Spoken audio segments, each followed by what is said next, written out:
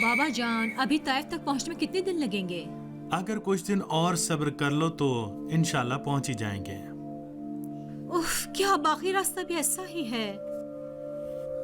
सहरा, रेगिस्तान, छोटी बड़ी वादियां वाकई देखने वाली हैं। हाँ, आप पहले भी ताइफ जा चुके हैं ना? हाँ हाँ, कई साल पहले। खूबसूरत शहर है, बड़ी अच्छी यादें हैं उस जमाने की। हमसे क्या चाहते हो ना मर्दो? कुछ नहीं, बस तुम लोगों की जान और माल चाहिए और कुछ नहीं। कैस, इस लड़की को मारने का क्या फायदा है? सिर्फ इस बुढ़े को मार डाले यही काफी है। बकवास बंद करो। मालिक, मैं उसे तुम्हें बख्शता हूँ, अब देखूं क्या करते हो। ठहर जाओ बदबख्तो।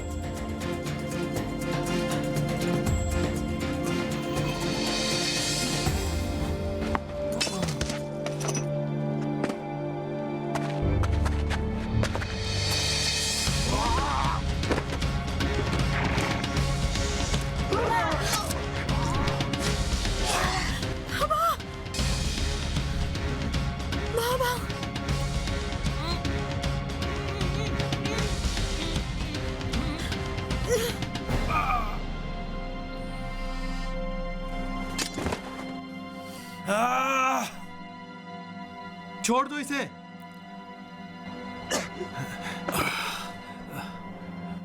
जाने दो इसे, जाओ।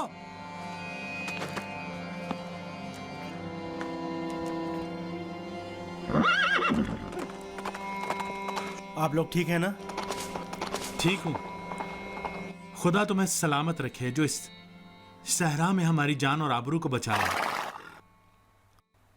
ठहरो, कुछ दूर तक हमारे साथ चलो। कम से कम अपना नाम तो बता दो। खालिद। खालिद? बाबा, आप ठीक तो है ना? ठीक हूं, ठीक हूं, चलो।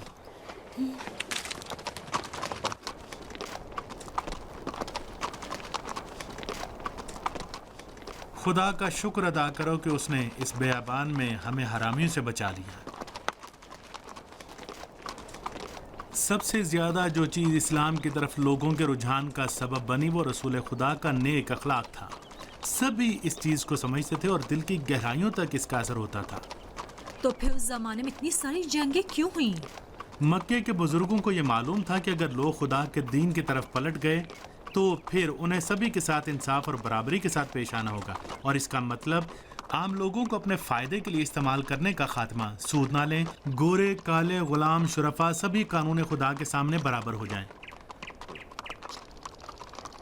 रसूल खुदा की कोशिश हमेशा सुलह की होती थी और आपने सुलह हुदैबिया में भी यही किया।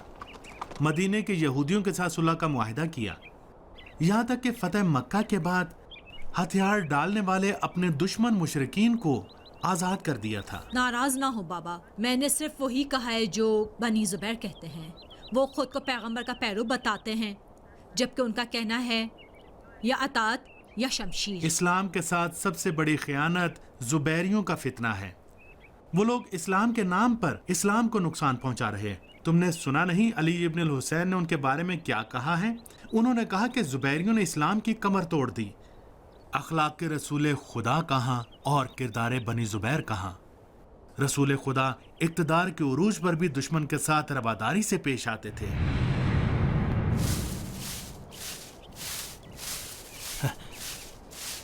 मोहम्मद और उसके साथियों की नमाज खत्म हो चुकी है, थोड़ी देर में आ जाएंगे। देखूं मैं क्या करती हो तुम तो जानते हो मुझे अपना काम अच्छी तरह आता है। शाबाश शाबाश। बेहतर है कि तुम यहाँ से चले जाओ। नहीं, मैं दूर से तुम्हारा ख्याल रखूंगा, डरना नहीं। कोई भी तुम्हें नुकसान नहीं पहुंचा सकता, इत्मीनान रखो। डर? मैं डरती नहीं हूँ। यहूदी कौम को बचाने के लिए मैं अपनी जान भी दे सकती हूँ। शाबाश, जीती रहो बहादुर औरत।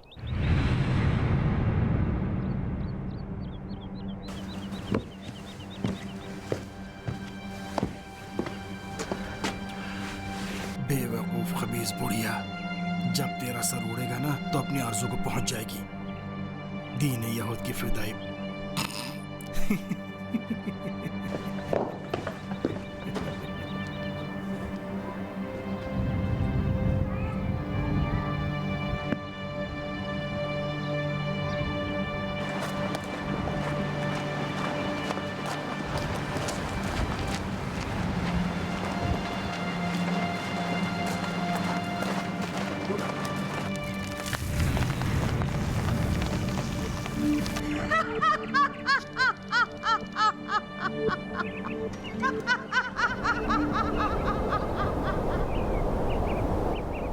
क्या कर रहे हो बदमाश आदमी?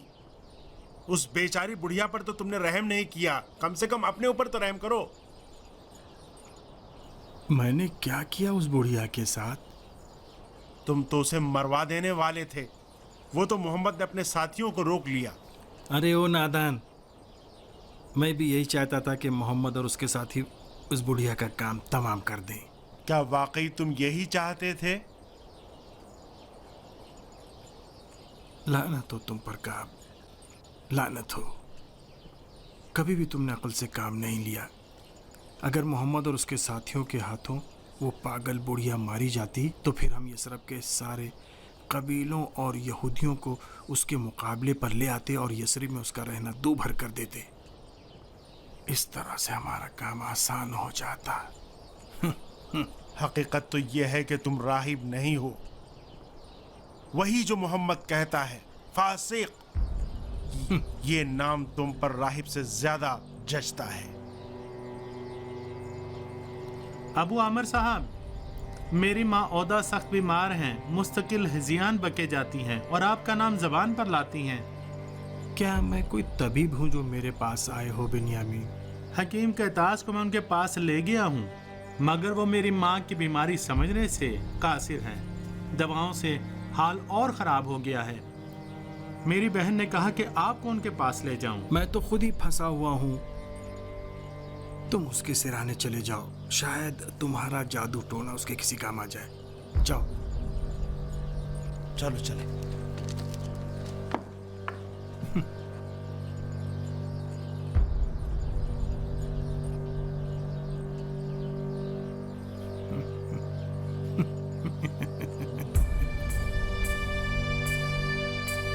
परेशान ना हो, चल के देखते हैं कि हुआ क्या है। जनाबे का मेरी माँ को बचा ले। तुम परेशान ना हो, इतना परेशान होने की जरूरत नहीं है।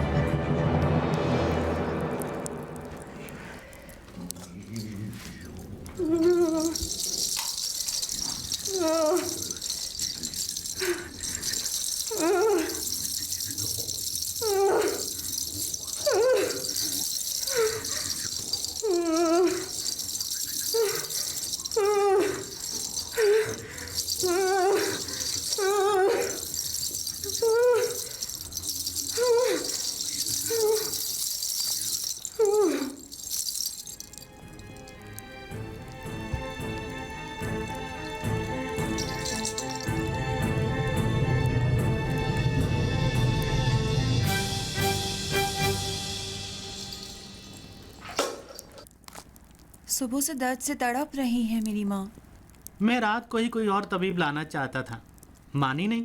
उन्हें लग रहा था कि जोशांदा पी के कुछ आराम मिल जाएगा, मगर जब हकीम कहतास उनकी तकलीफ को समझ नहीं पाए जब मेरे जादू ने भी असर नहीं दिखाया। क्या मतलब है आपके जनाबे का? नहीं पता क्या राज है ये।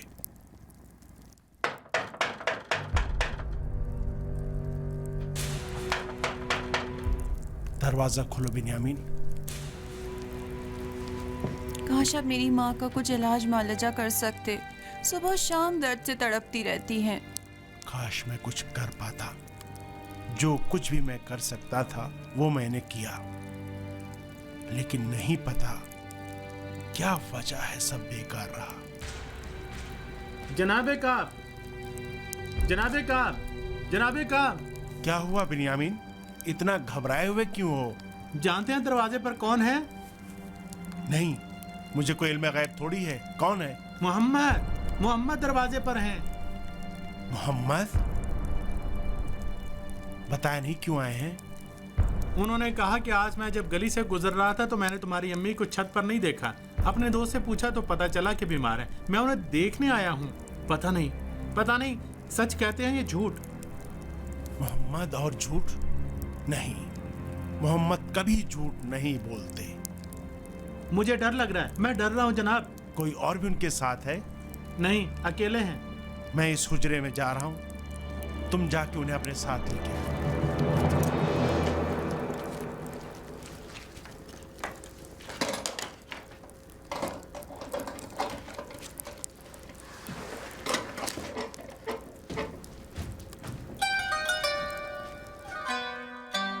तशरीफ लाइए, तशरीफ लाइए।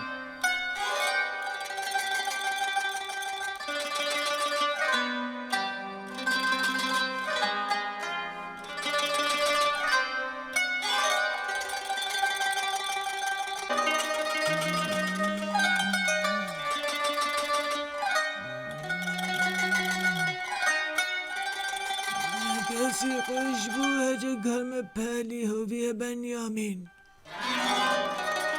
मेहमान आए हैं अम्मी। मेरी मदद करो कि उठ के बैठ जाऊं। खड़ी हो जाए अम्मी जान।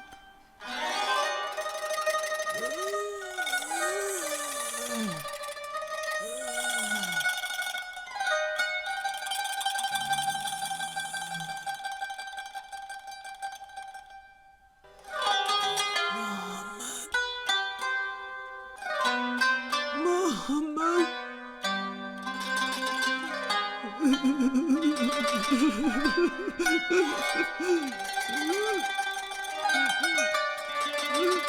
मुझे माफ कर मोहम्मद।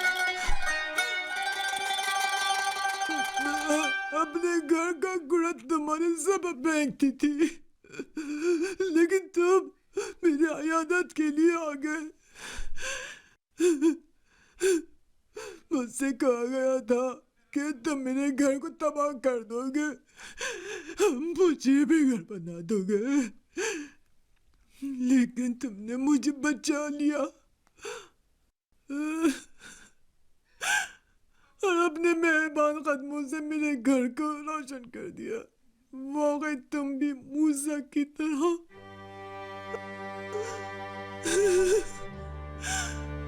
वाकई तुम मूसा की तरह ये तो पैसा रखते हो। काश मैं अपने गलती की तलाशी कर सकती।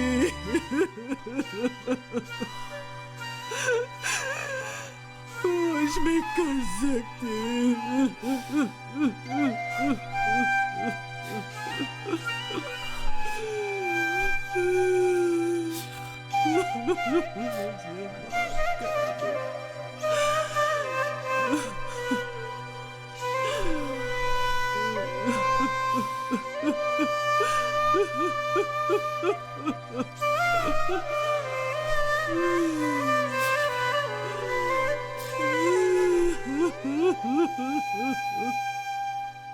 मुझे पता था कि मोहम्मद एक बड़े जादूगर हैं। मैं जानता था कि उन्हें जादू आता है, लेकिन ये नहीं पता था कि अपने काम में इतने माहिर हैं। तुम क्यों उनके जादू में आ गए कमबख्त? वो जादू नहीं था अबू आमिर, तुम खुद जानते हो कि मैं जादू के सारे असरार और रुमूज को जानता हूं। मैं कह रहा हूं उसने जादू किया, तुम कहो ठीक है। कल औस व खजरज पर अपना जादू चलाया था, आज तुम पर, और कल सारे यहूदियों पर जादू चला के अपना बना लेगा। अगर ऐसा होता तो मैं उनके जादू को तोड़ देता। तुम खुद जानते हो कि मैं सारे यहूदी दानिश्वरों और तौरात के पूरे इल्म का मालिक हूं। मुझे मीरास में मिला है इल्म। तो फिर उसके जादू को तोड़ दो। जो काम मोहम्मद ने किया वो मोजेजे से मुशाबहत रखता था, जादू नहीं था वो। मोहम्मद ने यसरब पर हुकूमत और ताकत के होते हुए ऐसा काम किया जो उसके एजाज से भी बढ़कर था। उन्होंने न सिर्फ ये कि औदा को सजा नहीं दी, बल्कि उसकी अयादत के लिए भी तशरीफ ले गए। ये उनकी शराफत और बुजुर्गी उनके एजाज से भी बढ़कर थी। अबू आमिर, जरा ठहरो काब।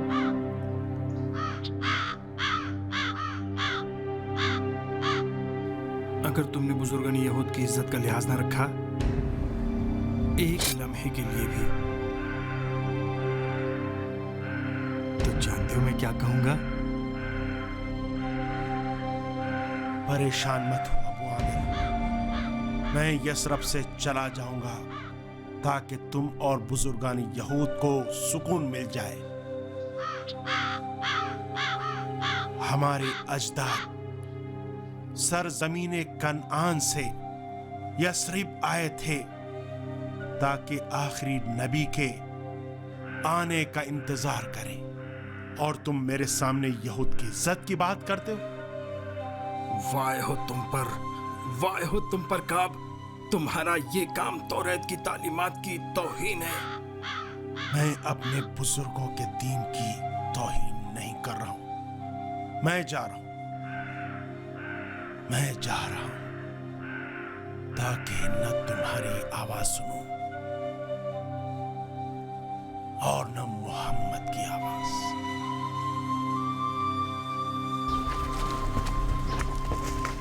खुदा तुमसे समझे काब।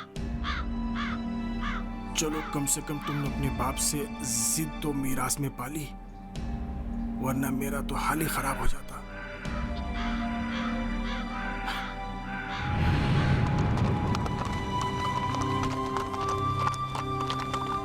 ऊदा के साथ पैगंबर का रवैया बहुत सबक आमूज था।